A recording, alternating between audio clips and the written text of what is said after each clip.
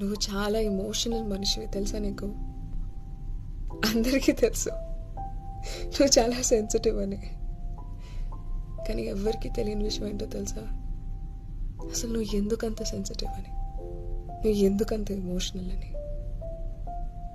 You know, ఎవరైనా నీకు ఒక చిన్న సహాయం చేస్తే నువ్వు 10 times థ్యాంక్ యూ చెప్తావు. బికాస్ నీకు ఎప్పుడు ఎవరు సహాయం చేయలేదు. సో నీకు అది ఎలా ఎక్స్ప్రెస్ చేయాలో తెలీదు. 100 సార్లు థ్యాంక్ యూ చెప్తావు. ఒక చిన్న పొరపాటు నీ వల్ల జరిగిన 100 సార్లు సారీ చెప్తావు. ఎందుకంటే పాస్ట్లో నీ తప్పేం లేకుండా అందరినీ నువ్వు బ్లేమ్ చేశారు కాబట్టి. ఒక మాట అంటే ఏడు చేస్తావు.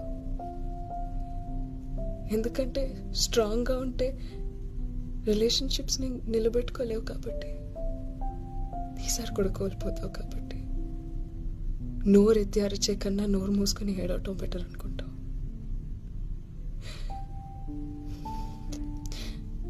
I love you.